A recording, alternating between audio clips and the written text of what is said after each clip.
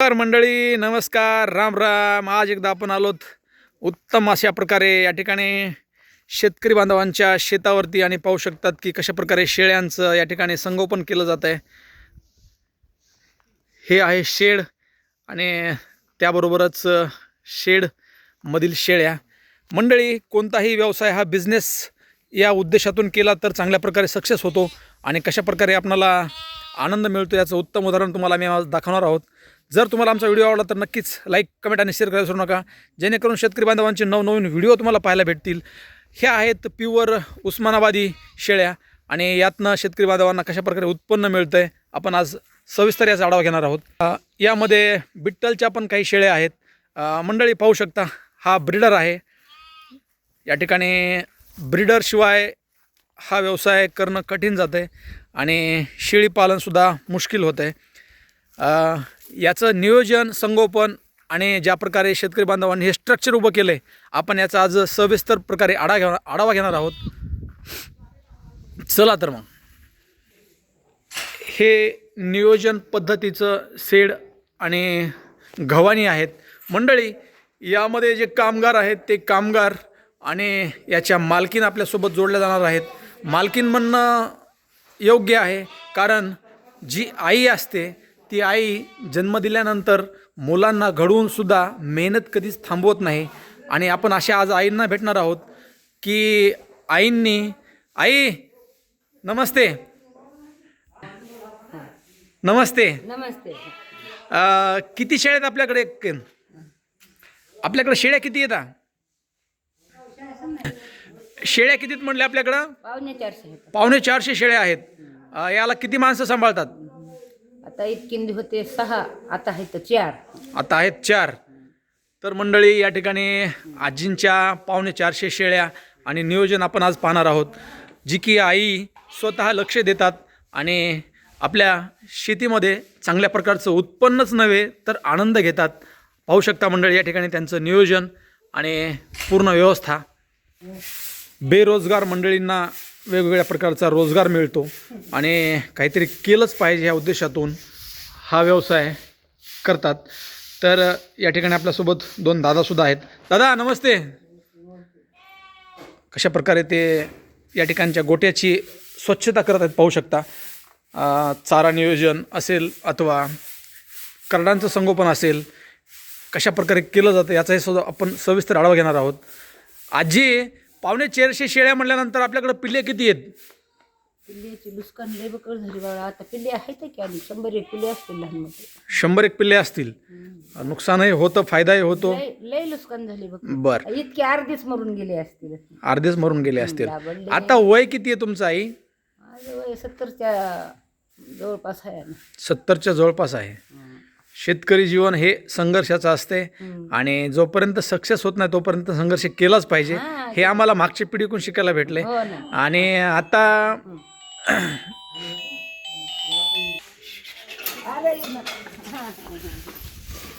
कोणावर किती माया करावी आणि कसं संगोपन करावं याचं सुद्धा हे उत्तम उदाहरण आहे मंडळी. हे आहे निसर्गरम्य वातावरण, सुंदर असा नजारा आणि हे आजींचे छोटे छोटे शेडवरचे करड. आजी, हे किती आहेत?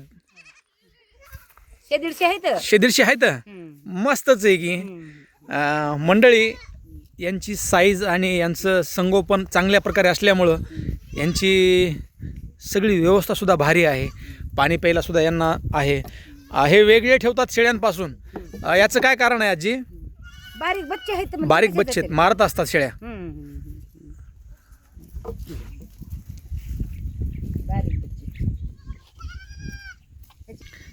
जसं दिसतंय तसं नसतंय मंडळी. याच्या पाठीमागं खूप मेहनत आहे. मेहनतीशिवाय काही मिळत नाही. किती वर्षापासून हा व्यवसाय आहे आजी आपला? आमचं 2 वर्षापासून. 2 वर्षापासून व्यवसाय आहे. 2 वर्ष झालं असं लागत नसेल. महाराष्ट्रामध्ये चांगल्या पोस्टवरती आणि चांगले लेकरं घडवलेत असं मला गावामध्ये तुमच्या आल्यानंतर सर्वप्रथम पाहायला भेटलं. काय करतात मुलं तुमचे जर विचारलं तर काय सांगाल महाराष्ट्राला? काय करतात मुलं तुमचे? आता ते PSIला विचारा काय सांगायचं. एक PSI आहेत. अजून एक PSI हाय, एक जमदार हाय, एक इंजिनियर हाय आणि तरी सुद्धा शेतीशी नाळ जोडल्या जाते म्हणून शेतीमध्ये जीवन जगताय. जगताय. कुठंतरी शहरामध्ये जाऊन मस्तपैकी जीवन जगता आलं असतं. शहरामध्ये काही नाही. शहरामध्ये काही नाही. काही नाही. धुळून वासन गरमीन काय शहरामध्ये इथं राहिले म्हणूनच एवढं दिवस टिकणं आहे. आता टिकत आहे का माणूस एवढ्या दिवस? मुश्किल आहे. हा. आणि चांगलं जीवन आहे माझं. खूप सुंदर आहे. हम्म. मुलं घडवत असताना असं कधी वाटलं होतं का की मला हे बी जीवन जगायला भेटेल किंवा मुलापाशी जावं लागेल? वाटत होतं नाही कसं. वाटत होतं. आमचा मालक लय हुशार होत. बरं, म्हणजे आजोबा आज नाही आहेत आपल्यात? नाही, आजोबाला वारून झालं आता 10-15 वर्ष. 10-15 वर्ष झालं.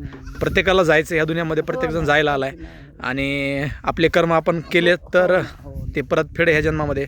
चांगले कर्म माणसाला आयुष्यात जगवत असतात. काहीतरी तरुण पिढीनं न करता घरी बसल्यापेक्षा केलं पाहिजे, यातून चांगला पैसा मिळतो असं तुम्हाला वाटतंय का? पैशाला कोणी विचारायला छंद म्हणून आपलं उगा करायचं. लागा बिलय की किती बी लागायले. लागा बिलय लागायले. काय पुराणा झालंय. कुटुंब जर पाहिलं तर किती माणसांचं कुटुंब आहे तुमचं? कुटुंब बकळ आहे अगं माझ्या माणसाचं. गणगोत बकळ आहे. खूप गणगोत आहे, बकळ आहे. या छोट्या छोट्या करडांमध्ये दिवस घालणाऱ्या आजी आपल्यासोबत मंडळी जोडल्या गेलेल्या आहेत. पाहू शकता जीवनाचा खरा आनंद काय असतो. या ठिकाणी आपण आज सविस्तर आढावा घेणार आहोत. तर मंडळी, हे आहे चारा नियोजन. आणि चारा नियोजन करत असताना वेगवेगळ्या प्रकारचे चारेसुद्धा फार महत्त्वाचे असतात. PSI किंवा इंजिनियर किंवा जमादार ह्या छोट्या गोष्टी नाही आहेत. समाजसेवा करत करत जीवनाचा आराखडा तयार केलेल्या आई, ज्यांनी की आपले मुलंच घडवले नाहीत तर स्वतःचं जीवनसुद्धा जसं हवं आहे तसं जगणारे आपल्यासोबत आजी आहेत. जर तुम्हाला आमचा व्हिडिओ आवडला तर मंडळी नक्कीच लाईक, कमेंट आणि शेअर करायला विसरू नका. आजी, याचं मेडिसिन कसं करता? मेडिकल का? एक डॉक्टर लावलेला आहे, येऊन स्वतः सगळं पाहतात ते बघत आम्ही करतो मेडिकल. आणि चारा व्यवस्थापन कसं आहे? सारा व्यवस्था बी आहे, घास लावलेला आहे. किती एकरवरती घास लावलाय? बकळ एकर मध्ये लावलाय नाही. किती एकर शेती एकूण आपल्याला? शेती बी चांगली आहे. चांगली आहे. म्हणजे सगळा जीवनाचा आनंद घेत घेत कडीला काढताय. कुठेतरी प्रारब्ध परमेश्वर ज्या वाटेनं वाटचाल दाखवतो चालताय आणि मेहनत पण सोडत नाहीत. मेहनत पण सोडत नाही. नक्कीच मंडळी या ठिकाणी पाहू शकता वेगवेगळ्या प्रकारचे खप्पे, कडबाकुट्टी किंवा चारा नियोजन सर्व या ठिकाणी पाहायला मिळतंय. आणि शेतकरी बांधवांनी केलंच पाहिजे. का केलं पाहिजे? तर अंतिम सत्य जर मरणच असेल आयुष्यामधलं तर मेहनत कुणाला चुकली आहे? ते बघा, जितकं पाहावं तेवढं सोपं बी नाही आहे आणि अवघडही नाही आहे. अवघड आहे. यात आता तुम्हाला वाढवण्याचे चान्सेस आहेत का कमी करणार आहेत तुम्ही? आता काय करते माहिती आपल्याला काय म्हणजे होतंय तेवढं तर तुम्ही सांभाळलंय आणि नाव पुढं जे चालवायचे किंवा चालायले ते कायम ठेवले. यात नातू कधी कधी आलेत का शेडवरती आपल्या? नातू की नातू आलेत कधी पाहायला? माझी आजी काय करते, किती भारी आहे, किंवा आमच्या वडिलांना कुणा घडवलंय? महिना येऊन राहते. महिना राहतात येऊन. घरही शेतामध्ये आहे, डोंगरावरती. आज येते एक मुलगा 2-4 दिवसाला येते, 1-2-4 दिवसाला येते. म्हणजे सगळ्या जीवनाचा आनंद मिळतोय. नातू किती आहेत एकूण? नातू 1-2-3 नातू आहेत. 3 नातू आहेत. परिवार सुखाचा आणि समृद्धीचा आहे. सगळं चांगलं आहे. आजी, कदाचित मी जर तुमच्या परिवारामध्ये असतो तर तुमच्यापासून कधी लांब गेलोच नसतो. तर मंडळी, हा आहे जीवनाचा खरा आढावा. सर्व शेळे या ठिकाणी आराम बसल्यात. सकाळचे 11 वाजलेत आणि सकाळी 11पर्यंत यांच्या पोटामध्ये फुल असं जेवण त्यांचं भरल्यानंतर त्यांनी आराम कशा प्रकारे करतात पाहू शकता.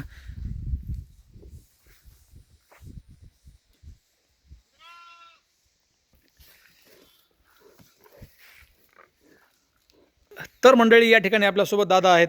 दादा, तो ब्रीडर किती किलो आहे आपला? 95 किलो. 95 किलो आहे. एकूण ब्रीडर किती आहेत आपल्याकडं? लहान मोठी 14 आहे. 14 आहेत. अशा परिवारामध्ये जीवन जगताय. तुम्हाला शेतीवाडी किती आहे? सिद्धी काहीच नाही. काहीच नाही आहे. जिथं तुम्ही काम करताय तिथं समाधान मिळते? समाधान आहे. समाधान आहे. मालक खूप छान आहेत. हो. आईसुद्धा खूप छान आहेत. एकंदरीत तुम्हाला जर मी असा प्रश्न विचारला की जीवनाची व्याख्या काय, तर काय सांगाल? जीवनाची व्याख्या म्हणजे काय? काम करणं हेच आहे ना. काम करून आनंदानं पोट भरून जगलं तर सगळं समाधान मिळतंय. या ठिकाणी शेळीपालन उत्तम प्रकारे आहे. शेतकऱ्यांनी हा व्यवसाय केला तर परवडतो. या गोष्टीवर आपण चर्चा न करता आपण अशा गोष्टीवर चर्चा करूया की याचा आजार, याचं खाऊ पिऊ घालणं किंवा याचं संगोपन कशा प्रकारे करता? खाऊ पिऊ घालणं म्हणजे खाद्य आणणं, त्यांना खाऊ पिऊ घालणं. तुम्हाला सगळी कला अवगत आहे, हा, जमतंय. हा. तर मंडळी, हा आहे आपला सविस्तर आजचा आढावा. जर तुम्हाला आमचा व्हिडिओ आवडला तर पुन्हा एकदा नक्कीच लाईक, कमेंट आणि शेअर करायला विसरू नका, जेणेकरून शेतकरी बांधवांना नवनवीन आयडियाज मिळतील.